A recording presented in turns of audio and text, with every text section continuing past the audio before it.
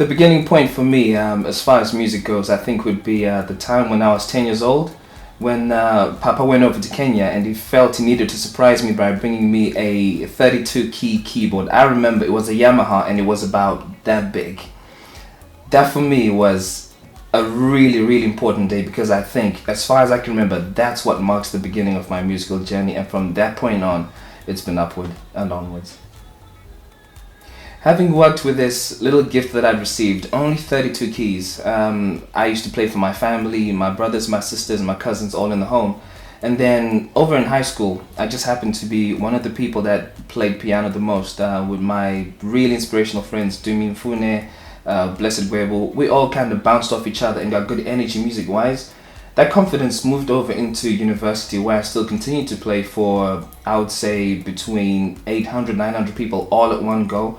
And then once I felt, look, I'm comfortable doing this, it was easy enough for me to talk to my partner in crime, as it were, music-wise, Kayombo Kamau. We went over to a studio, that was Katal Studios. If I remember, that was, 2000, 2001, thereabouts. We saw how interesting and intriguing it was to do music, not only for yourselves, but for people around you. And we took a step back and said, you know what? We need to take this forward, and it's not impossible for us to do it. And that was the point that we felt we're going to get involved with studios, and that was the birth of Soundproof Audio. So Soundproof Audio is not an idea any longer. It's a reality. It's live. It's kicking. It's going. What do I have for equipment? Simple microphone, multimedia microphone by Logitech. I remember that very well. And I had a laptop, and that was it. In terms of voices, I feel I was blessed because at that time that the idea came to fruition, so came along Thabo Mlotshwa. Thabo was very keen on having an album launch, and I've said, yeah, do you know what? I'm keen on doing this for you. Let's work together.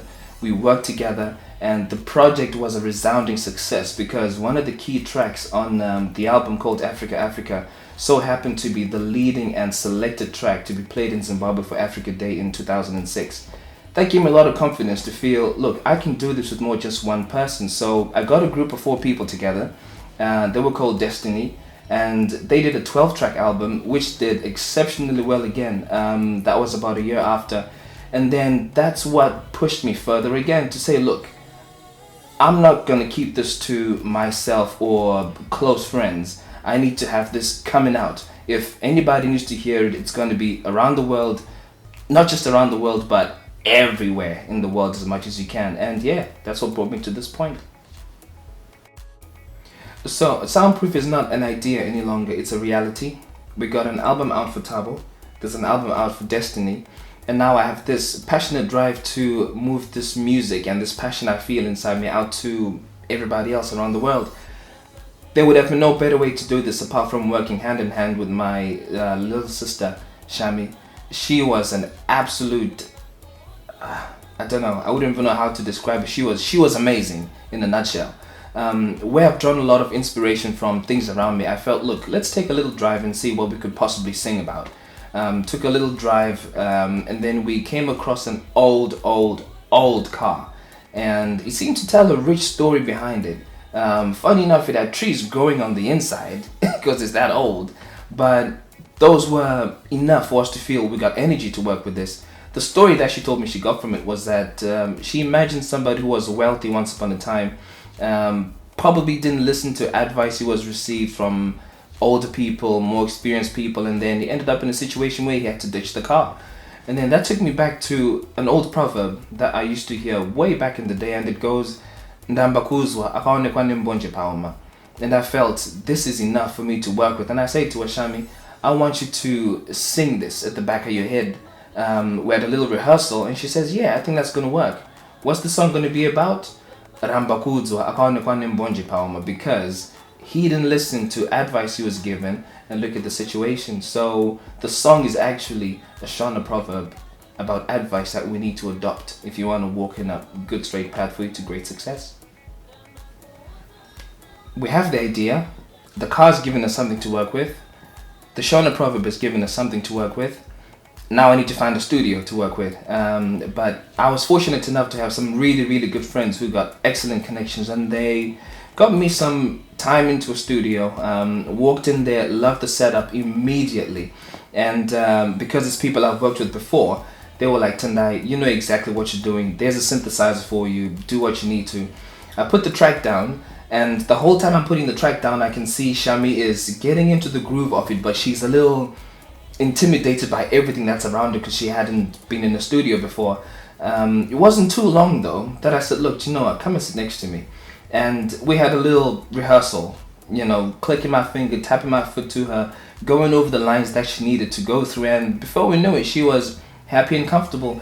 I don't know how she did it up until this day, because she had her little son, my nephew, and he was an angel. It's as if he knew that mommy needs to do it. He kept quiet, let it do what she had to. We took a couple of takes, and in no time the track had been laid down in the studio. And I've been amazed at how quick and how helpful people have been, because I was able to have a radio station contact me and say, look, we've heard about the content you have, can we have a listen? Brought it over to the station, they had a listen to it, absolutely loved it, and now that's been aired in Zimbabwe, and hey, here we are, introducing it to you, the world, for you to have a listen. Ramba Kuudzwa.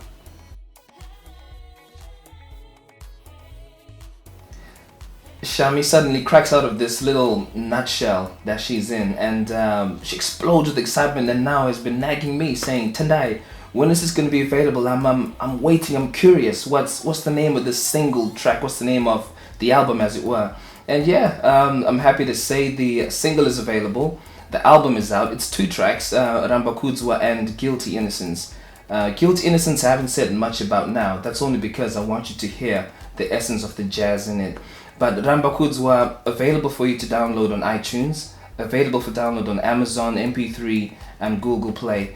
Get onto your websites, get onto your phones, search for Tendai Maposa, Reserve Superstar, Ramba Kuudzwa, purchase it, and I know you guys are going to enjoy this duo, Shami and Tendai Maposa.